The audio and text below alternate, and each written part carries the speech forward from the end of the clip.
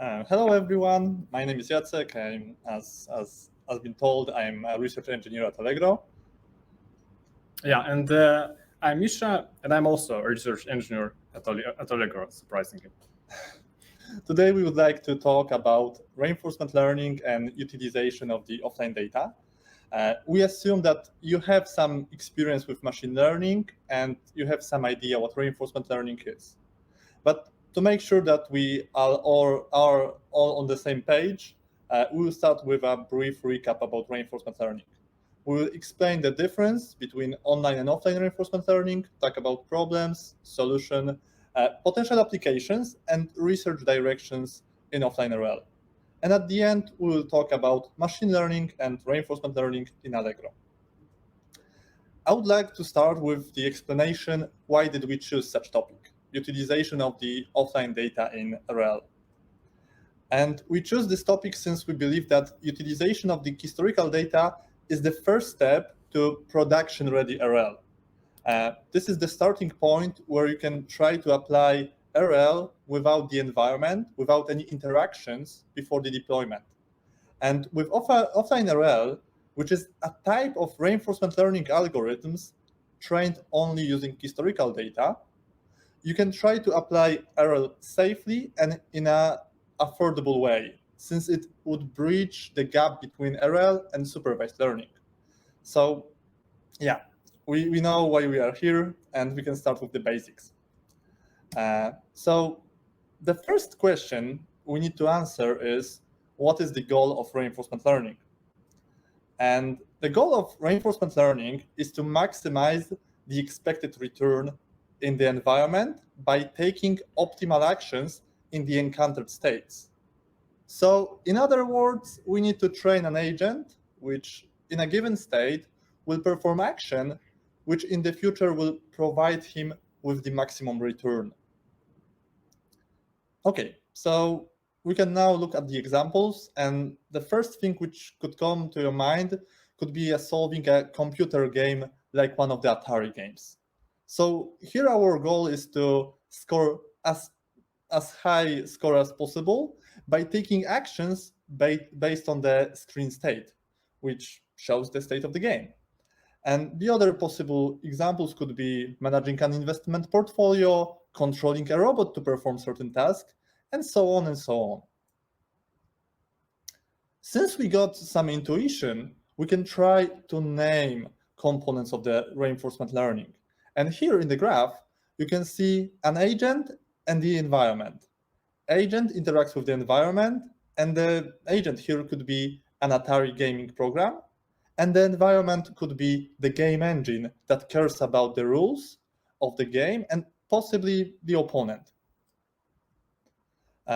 So now we have the interaction graph where T denotes the time step, and the agent takes an action AT based on the state of the environment ST. The environment given action AT returns immediate reward RT and new state ST plus 1. A reward is a scalar signal which tells the agent how well it behaves. For example, it can take the form of +1 reward in case of winning an episode in a Atari game, and -1 in case of losing, but at the very end of the episode. So during the whole episode, we get zeros and just 1 or -1 at the end of the game. It's of course depending on the environment, and in other environments, it can be, for example, a distance traveled by a robot in each time step. The environment is described by a transition dynamics, which tells you what is the probability of the particular next state given the current one and the action. And most often it's unknown to the agent, and an agent learns it by the interactions. The agent is described by the policy which tells what action should be taken in a given state. And the sequence of states, actions, and rewards is called a trajectory or a rollout. For example, one Pong game, one episode is one trajectory, one rollout. So all states, all actions, and all rewards get it along the way. The goal of RL is to maximize the expected discounted cumulative reward called return. This is the sum of all rewards which we get from the start until the very last time step denoted by capital T. And each reward is multiplied by a hyperparameter gamma to the power of k, where k is the time step. Value of gamma is in range 0 to 1, and greater values force the agent to care more about the rewards in the future, while the lower value of gamma results in more short-sighted policy. So, for example, if you are a human, you don't have gamma equal to 1 because you care more about what happened today than what happened in 100 years. So this parameter gamma weights what is more important to you in the time horizon. And the next important concept in reinforcement learning is states and actions evaluation. It is helpful to have a function which assesses whether a given state, and optionally an action, is good or bad. For example, you can think of it as a function which tells you if you are doing well in your life. For example, is it good to have a full-time job? Is it good to have a shelter? Is it good to be sick? And this kind of function allows you to compare different states. We have two types of such function. State value function, denoted by V, and action state value function, denoted by Q. First one, state value function, tells you how good it is to be in a state S and performing actions according to the policy pi. The result of the state value function is interpreted as a cumulative discounted reward, a return, starting from the state S and following the policy pi. Next one, action state value function, tells you how good it is to perform an action A in a state S and performing actions according to the policy pi from the further states. So the first action is some arbitrary action, and later on we are using policy pi. And for example, Q value tells you if it's good to say something nice to your coworker in your dream job and work as usual, or to say something rude to a coworker and work as usual. Thanks to action state value, you can know what is better, in short. And the result of the action state value function is interpreted as a cumulative discounted reward, again return, starting from the state S, performing the action A as a first action, and following the policy pi. And let's now talk about how to train RL agent in general.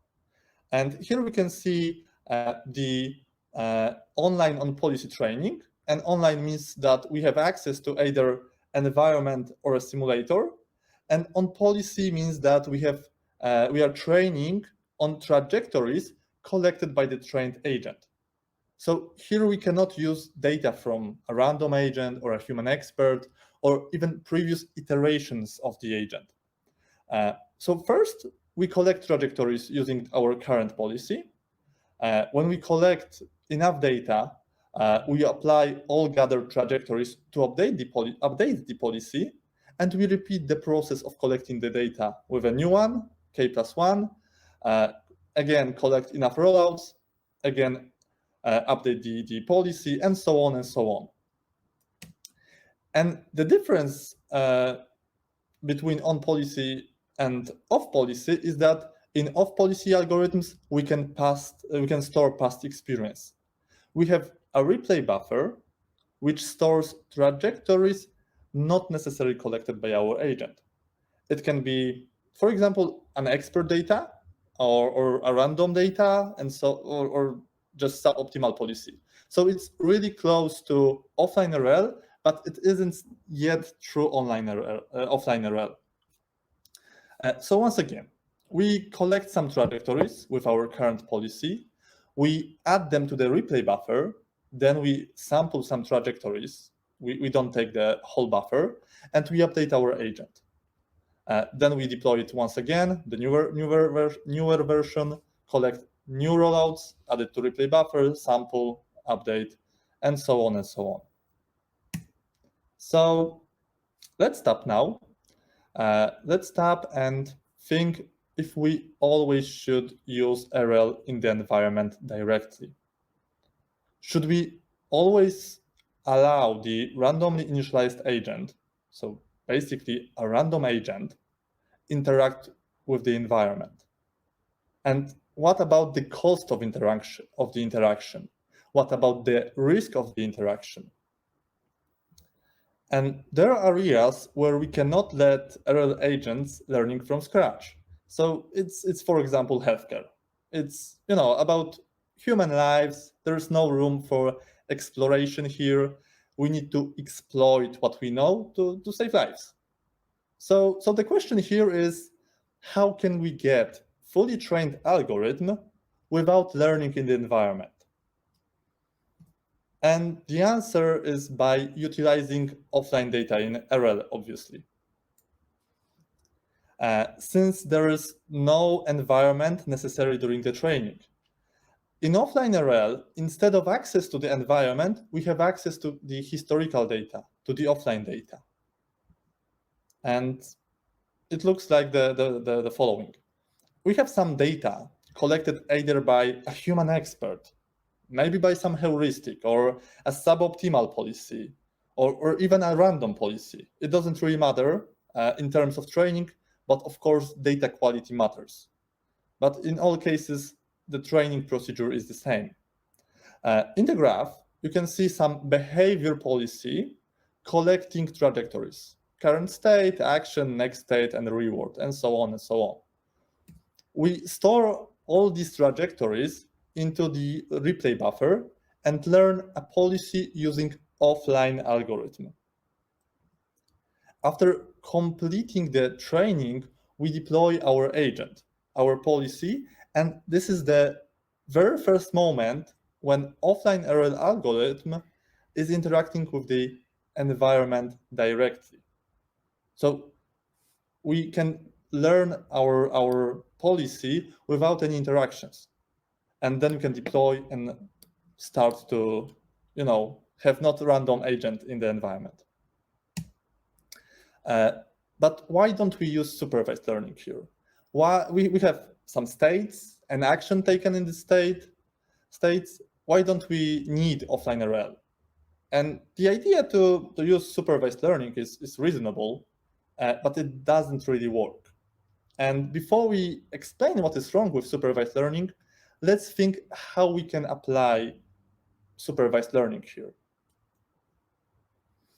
And we can use supervised learning to mimic the behavior policy. That policy with generated offline data. And this kind of task is called imitation learning. And the simplest approach to imitation learning, behavior cloning, is simply treating states as features and actions as targets.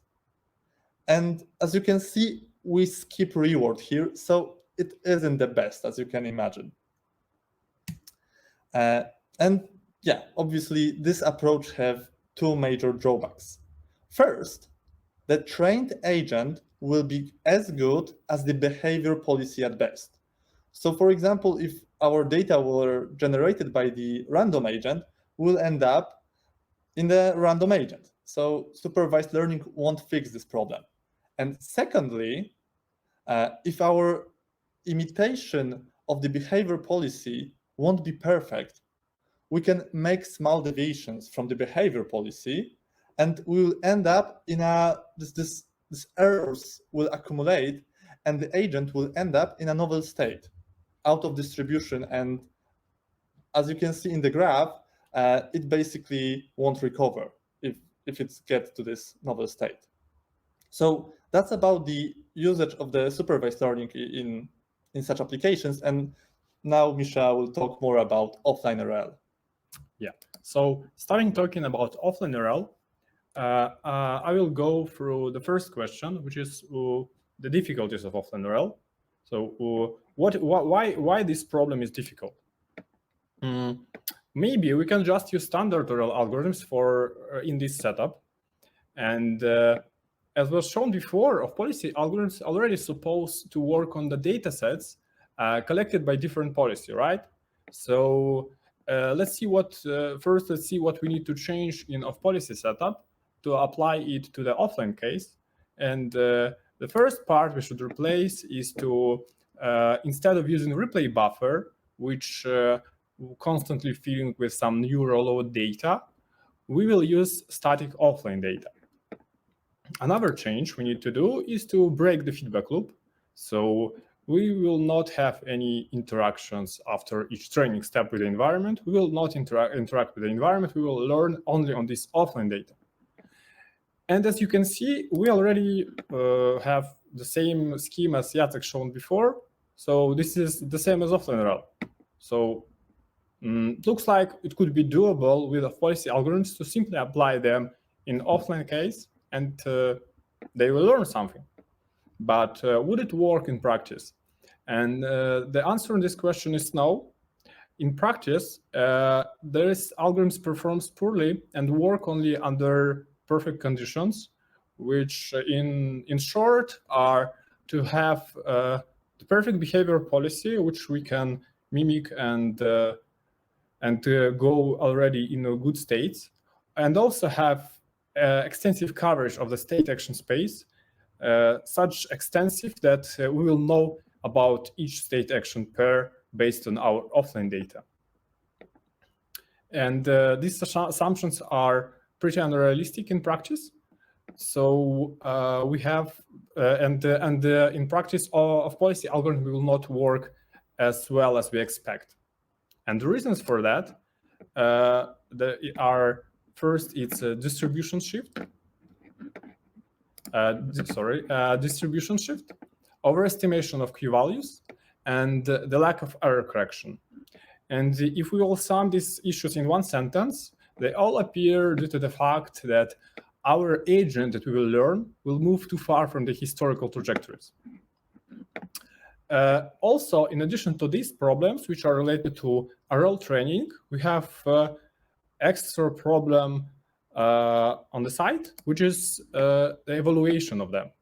If we are in completely offline setup, we wanna choose the based agent without any interactions, and this is also a problem related to practical offline RL. So let's go into details of these problems step by step. First problem was distribution shift, and the distribution shift also appears in case of behavior cloning, as Jacek showed you that we have approximation error which accumulates with each step, and we are starting to deviate from the behavior policy. However, in case of offline RL, this could be even harsher because our policy shouldn't be the same. Our new policy pi should prefer actions with higher rewards, which leads to even more different distribution in online run than in case of behavior cloning. So this was the first problem. The next problem is overestimation of Q values. And this problem obviously appears only when we have this Q value in the algorithm. But this is the case for the most of the modern algorithms. So it is a common issue. And if you will take a look on the plots, the left plot shows you how well the agent perform. It shows you the training curve of off-policy algorithm run on offline data in offline setup. And the left plot shows you this training curve. On the y-axis, you have the average return of the agent. On the x-axis, you have number of training steps. And you can see that this agent actually doesn't improve much. Actually, almost not. We have always return below 0.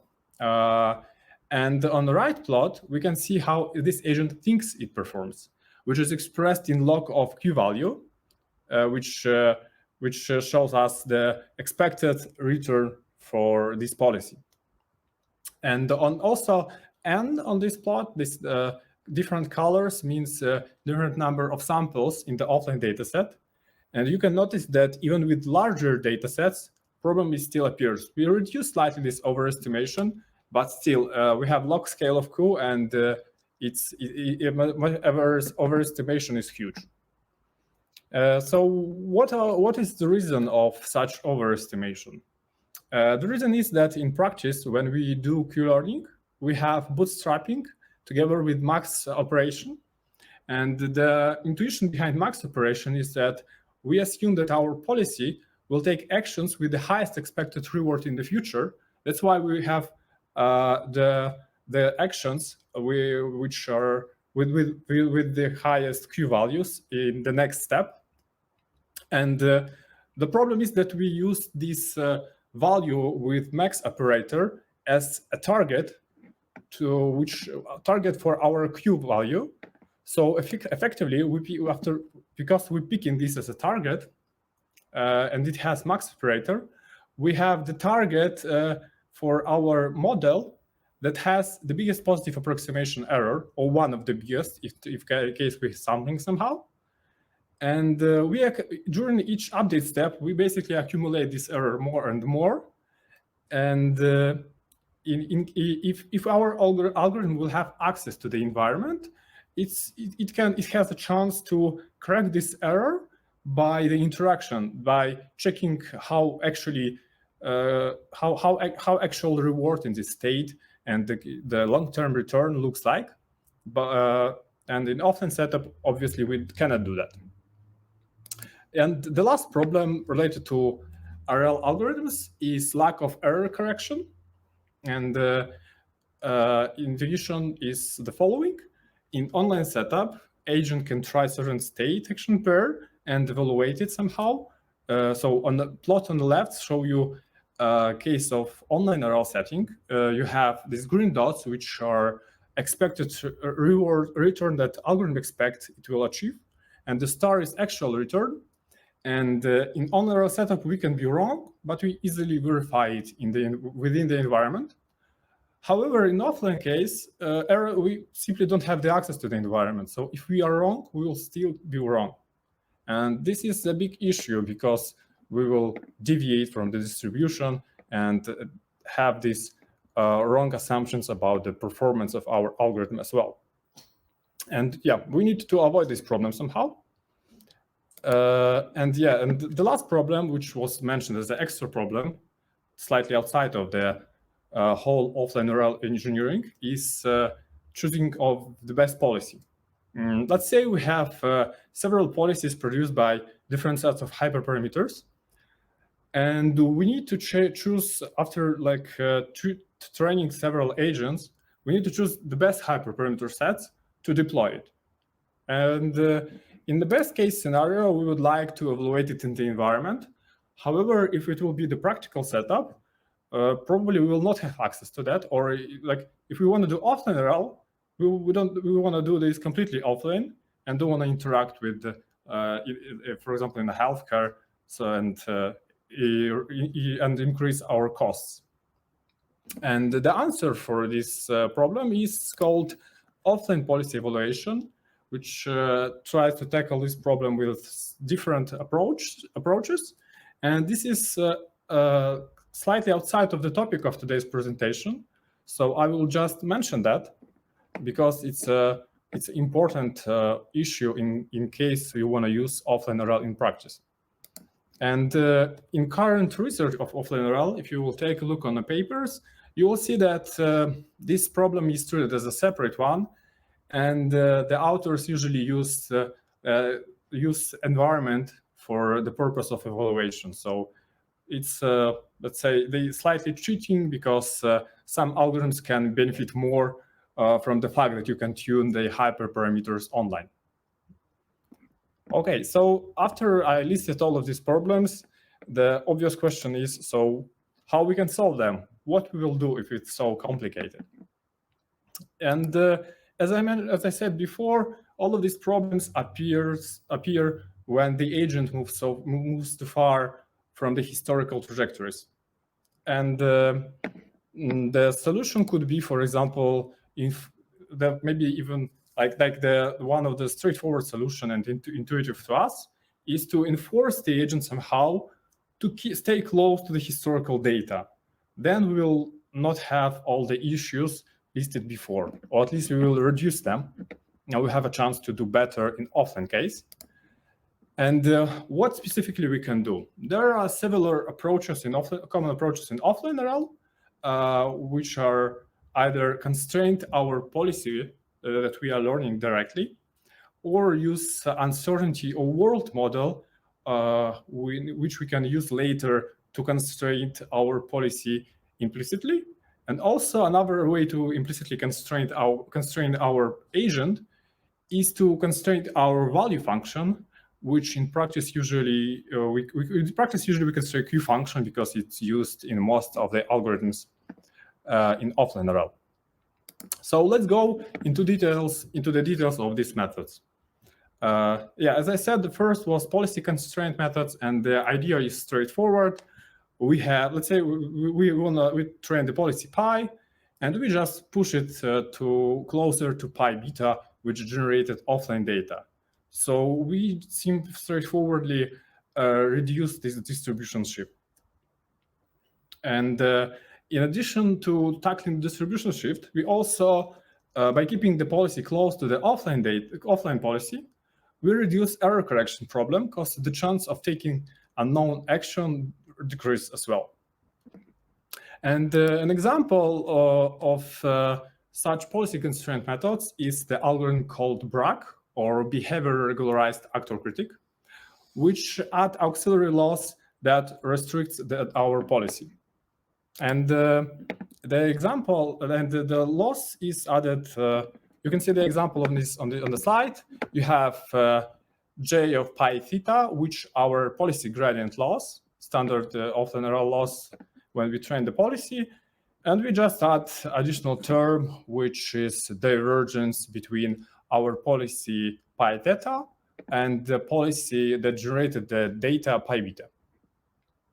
Yeah, and the divergence metrics which we can use in this paper, the authors propose to use either KL divergence or maximum mean discrepancy. So this way we have the policy that is close to the behavior one, and hence it less exposed to the distribution shift.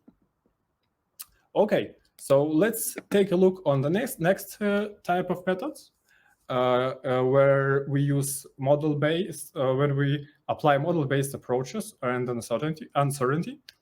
And just a brief recap, because we didn't mention model-based RL before in this presentation. Model-based RL high-level idea, you can see this on the graph, that you can have some kind of imaginary model of the world. And in practice, you simply learn transition dynamics and use it as an environment. So if in case of offline RL setup, the intuition is that you don't have the environment, but you have the data from the environment. So instead, you don't have the environment, just simply learn something like the environment based on the data that you got before. And the advantages of such approach is that we are in a supervised learning setup, so we can use every transition. We don't prioritize some that have smaller rewards or etc. Also, we don't have overestimation because we don't have any Q values. And supervised learning is known to be more stable and have less noise in the gradients than RL, and in general it's a simpler problem than RL. And actually, in practice, if you straightforwardly apply a model-based method in the offline setup, so you having the offline data, you train model of the world model, and in this model you will train your agent. It will work better than, for example, applying off-policy algorithms that I showed you before. But still we can do better because of the out-distribution state action pairs. And the intuition of this problem is the following. Suppose you trained the world model on the trajectories that leads from your way, on trajectories of your way from home to your job, and you train the policy in this environment. And the policy, when it interacts with this model, tries to turn somewhere unexpectedly from this road, on the different road. And because you have supervised learning, your model will not be able to predict what will happen because it didn't observe this new road in your offline data. So yeah, we need to tackle this issue somehow, this poor performance on out-of-distribution data. And one of the approaches proposed in the papers is to constrain the policy constrain the policy indirectly with pessimistic reward function, like on this slide. And yeah, in this setup, we have like the offline data, which on this plot on the right, you can see is shown as a green area, which is known. Let's say it could be the sum of trajectories from our home to the job, and we know it. And these unknown regions are some other roads that we don't know and we don't have in this data. And by having the model of the world that can also return us an uncertainty, we can use this uncertainty in the world model itself. The model it will return not only transition dynamics but reward, and we will just subtract the uncertainty from the reward. So those states that our model not sure about, that probably outside of our trajectory from home to the job, these state action pairs will have smaller rewards, and that will lead that the policy will learn to avoid them. And an example of such approach is the algorithm called MOPA, and I will not go into the details of it, but high level is that our transition model, our world model, is just a probabilistic model expressed with multivariate normal distribution. And in multivariate normal distribution, we have covariance matrix from which we can derive the uncertainty and introduce it into the reward. Yeah, so going through these methods, the last one mentioned before was the constraint of value function. And the idea here is to introduce some negative bias for state action pairs outside of the offline dataset support. And if you will take a look on the top graph on the right, you can see the example of directly trained of policy method on some offline data. And in case of state action pairs in the action support, we will be close to actual Q values, and it will kind of work. But for those state action pairs which are outside of this support, which are out of the distribution, we will actually don't know the Q function, and our Q function approximation of the Q function will be wrong, and probably it will be higher than the actual Q function because of the overestimation.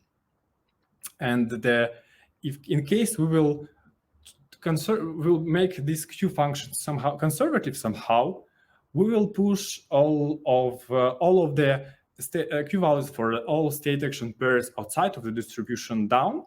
So we expect that they will be lower than actual Q function at least.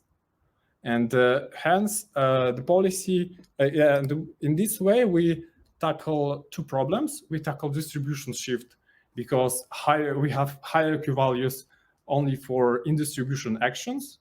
Hence, policy which learns based on these Q values will prefer to evaluate actions that are from the support because they lead to higher returns. And another problem, overestimation, is tackled simply via negative bias because we push down all of the estimations. So we probably have underestimation, but not overestimation. Yeah. So the example of one of the examples of such algorithms is the algorithm called Fisher BRC, and the idea of Fisher BRC is based on the Boltzmann policy, and the Boltzmann policy is expressed in this equation. So on the denominator we have Q value for this particular state action pair, and in the denominator we have just a normalizing constant, which is the sum of all Q values.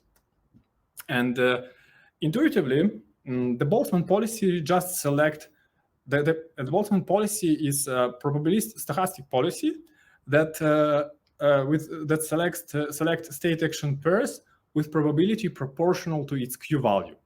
So let's say if the Q value is very, very small, the probability of selecting this state, the action in this state, is also be close to 0. And in Fisher BRC, we extend critic loss with Fisher divergence between such Boltzmann policy and behavior policy. And also, we will not go deeply into details how it's done and how you can derive a nice looking loss.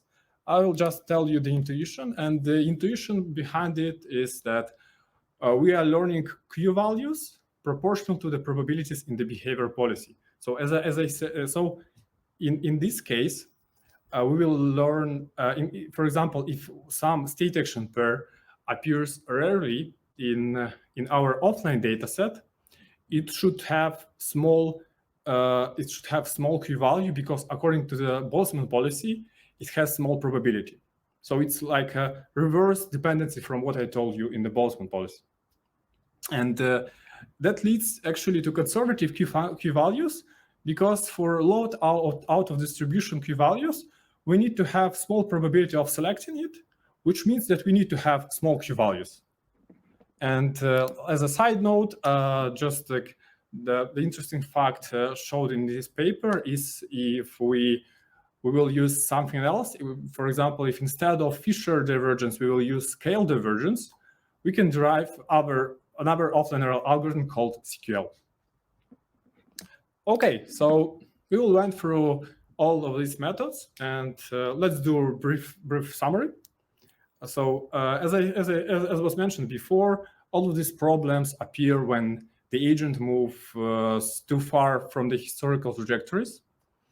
And we can solve this issue by constraining our policy, and like in algorithm called BRAC. We can also use uncertainty and model-based methods, like in MOPO, or we constrain our value function, like in Fisher BRC. And also, it's worth to remember, and if you will want to use these offline RL approaches in practice, you still need to select hyperparameters and select the best algorithm. So you need to remember about offline evaluation, which now is active area of research. Okay, so we went through the problems, how we solve them through the basics of offline RL, and let's maybe talk about easier stuff which don't have any equations and math. And suppose we have solved the problems and can apply offline RL in practice. And which are those applications? The offline RL applications and the offline RL in general extends the application of RL with data-intensive domains and domains which have expensive or dangerous environments. For example, data-intensive domains are such as advertising and recommendation, and you can see as an example Allegro on this slide, because we have both advertisements and recommendations on our platform, and we have a lot of data about the users, the interactions, etc. Other data-intensive domains are, for example, logistics, where you can have a lot of historical transportation data, or dialogue systems, where you can have a lot of historical dialogues as well. And the next type of potential applications is the applications where you have expensive environments, and one of the common examples of such domains are the healthcare, autonomous driving, or robotics. And in all of them, an error can cost you a lot, and it costs you a lot not even in terms of money, but it could be simply dangerous for the other people. Yeah, so we went through these cool fields where we can apply offline RL, but what are we now with this domain, with the offline RL? And in practice, current offline RL works, but already able, like if you have historical offline data, we already able to probably learn learn the policy, which will be better than one we had in the offline data. So we are able to improve it somehow. However, these results are only in the research papers right now, and all of the RL research papers, they are obviously use typical RL benchmarks, which are robotics tasks. And you can see the example of 4, like a standard RL robotic task on the right.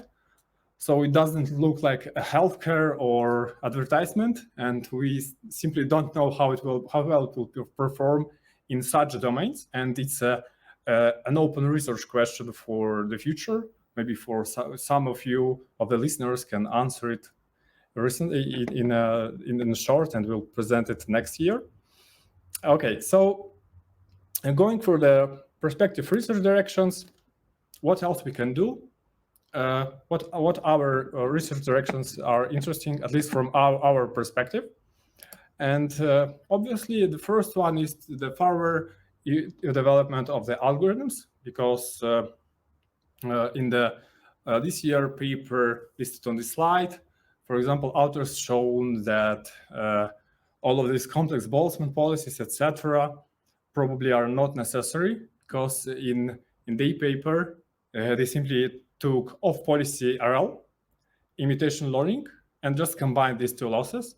And they got better, on some of the environments, they were comparable with Fisher PRC.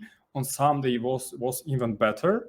And the plot here shows you one of the issues which authors describe of the offline RL, that on some problems, different seeds have completely different performance, and their method actually was able to reduce this variance. Another interesting research direction is to leverage other domains and use them to improve offline performance. And here, as an examples, we show you the 2 papers. The first one is about using unsupervised RL, and you can see the environment which they worked on the slide, on these images. And they actually was able to, having offline data without rewards, they was able to unsupervisedly train this robotic arm to manipulate and solve the tasks. And the second paper is about introducing self-supervised RL in the offline setup. And here is self-supervision is very simple. The authors simply just used data augmentation, and by data augmentation in the image problem, in the visual problem, it was able to actually get slightly better performance than without them. And the last research direction we want to mention today is the transfer from the offline setup to the online, in a way that we will be able to use offline data at first to not start from the random policy in the online setup. And here we listed two papers. First one is about, in the first paper, the authors applied the same algorithm both in offline and online stage, and they expected they will pre-train it on the offline data, then run it in the online, and it will fine-tune and it goes better. But the second paper and the scheme of the second paper you can see on the slide is a little bit different. And the authors here, they combined offline and online RL algorithms, and they use it somehow kind of separately. So on the left part of the graph, you can see that first they did offline training on the offline buffer. They trained actors and critics, actually an ensemble of them. And after they did that, they took these actors and critics and fine-tuned them in the online data, in the online setup with interactions with the environment, but with other online RL algorithm. And it appears that they was able to start not from the random policy, but from the policy that already knows some stuff and can perform better than random. Yeah. So this is actually the case which we are interested in, and we are doing the research about it in the Allegro as well. And maybe, Jacek, you could tell more about what we are doing in Allegro in addition to this issue. Okay, so let's now talk about it. And first of all, we have a recommendation project in which we would like to apply offline RL in the future. And that's why we are building RL competencies in Allegro. We have also a research group around reinforcement learning with focus on offline RL, and we can spend 20% of our time dedicated to the research, and that's great. So last month we did an internal hackathon where we looked at possible research projects, and we select two main candidates. The first one is the offline to online transfer, as the Misha described you before, and the second one is turn-based offline RL, where we want to do some mix of online and offline RL. But I don't want to go into the details. And we are doing all research projects about RL in collaboration with Polish Academy of Science, with Piotr Miłosz and Łukasz Kuciński. In our department called Machine Learning Research, there are 6 teams: recommendations, ranking, visual search, productization, customer experience, and bandits. Recommendations are responsible for suggesting relevant content to the user. We want to just have the best recommendations possibly because we are selling things on our platform. And from the technical perspective, there are 2 phases here. First, we need to select candidates for recommendation, and then we need to re-rank them so the user get the most relevant content to themselves. And yeah, that's the recommendations team. Next one, ranking. They are responsible for listing results. So for example, if you want to find a pancake, you just search for it and you expect to have the most relevant offers at the top of the listing. So it's learning to rank problem, and it combines classical machine learning and deep learning. Visual search is working on image-based search engine, where you can find offers of similar products to the one on the image. It's of course computer vision and problem, and on the right you can see short demo how it works. So first you take a photo of interesting object to you, you send it via mobile app, then the machine learning magic happens and you get similar products. So that's it, and it's currently deployed on a few departments on the platform. And I would say that productization is clearly an e-commerce thing.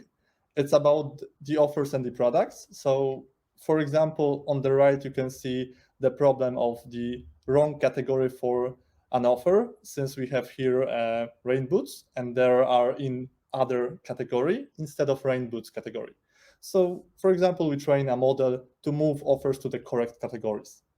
So here we have a mix of NLP, name entity recognition, and even metric learning. And small note that we trained a dedicated BERT model for such purposes on our internal corpus. The CX team, the customer experience team, tries to simplify the communication between the clients and the customers. Customer service, sorry. For example, by the usage of the intent discovery. So we can try to catch all simple questions like, where's my package, where I can pay, how can I return the order? And if we recognize such intent, we can apply some rule-based mechanism to respond to user. And the answer possibly could be, hey, it's chatbot Alina, your package will arrive tomorrow, do you still want to send your message? And also, thanks to the CX team, we created the first Polish BERT model in Allegro a few years ago. Last but not least is the bandits team, and here we are trying to optimize and personalize some components of the platform. This is the place where we see the potential of RL application, offline RL. However, the project is still in the initial phase and we can't share too many details. And together with Misha, we are members of this team. So obviously we are hiring and you can join us. We are looking for research engineers and team leaders. We'll share the whole presentation, so we'll be able to find these links later. but just keep in mind that we are looking for guys like you. And here are references to materials we used in these presentations. And most of the papers here are state-of-the-art on offline RL, or were state-of-the-art at some point, just for your record. And thank you for your attention. Feel free to reach us at Hopin platform or find us at LinkedIn. And this is the time for your questions. So yes, we have a next question. First of all, thank you for a very interesting talk. I didn't have the chance to thank you as well. So the next question is there any difference between online and offline learning in terms of exploration and exploitation trade-off? For example, do we need to explore more in case of online or offline? Okay, I can answer this question. Actually, this is a good question, because if you think about offline RL, the fact is that we want to discourage our agent from the exploration, because because we don't have the access to the environment.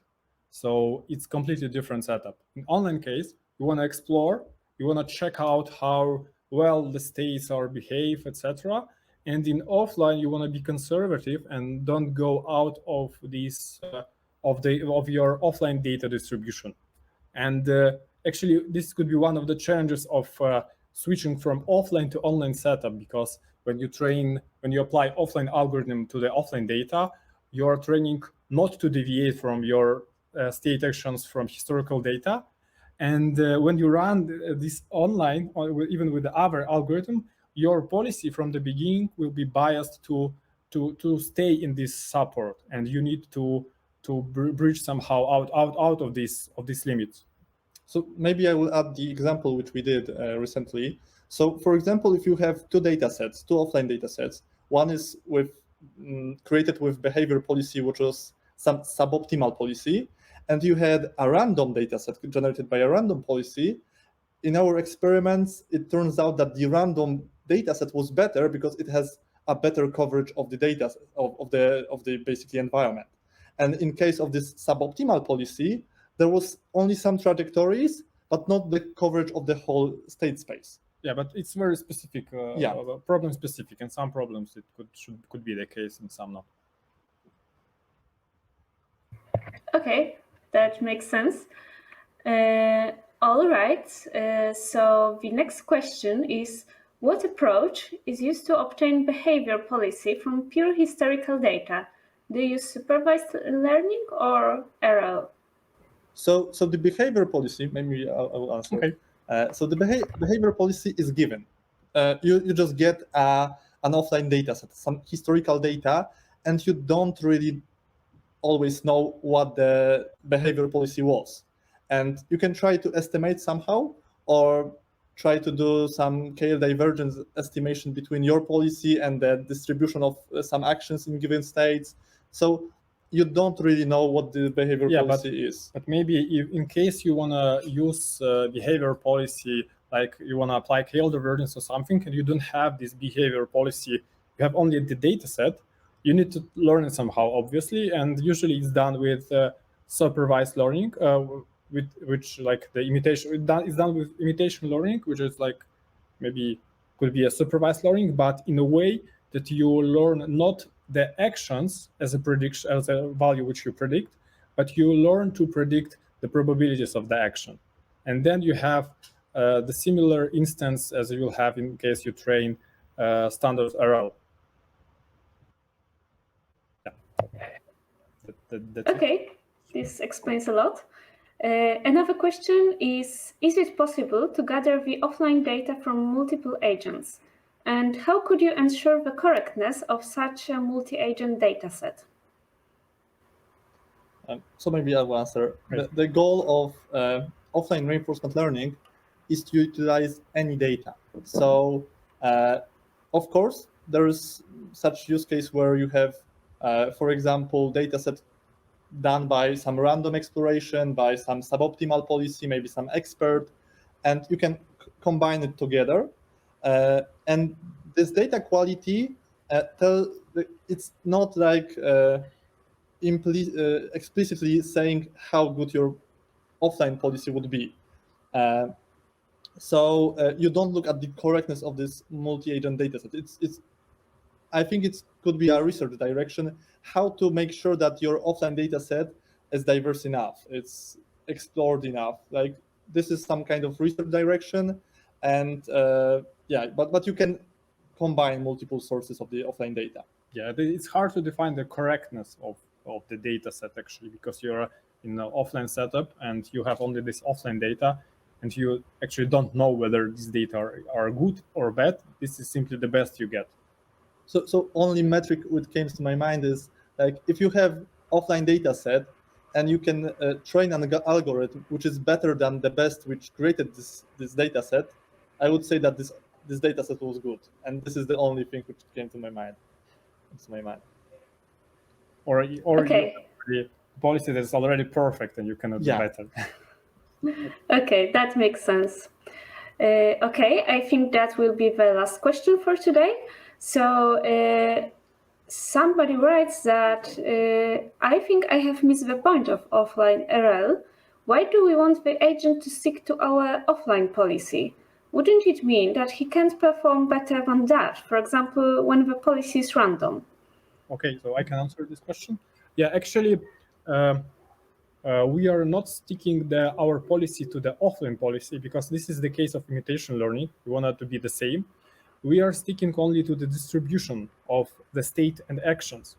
So we have bad and good states and actions, and we want our policy to go only into these good ones, but not diverge from the data that we got from this offline data set, because we don't know what will happen if we will do something else. So maybe okay. Small note: if you have a policy which is performing 70% of its time good actions and 30% bad actions, you can, using offline RL, focus only on this 70% and mimic only these good actions. Yeah, and imitation learning will mimic all of them. Yeah, and imitation learning will mimic the whole policy.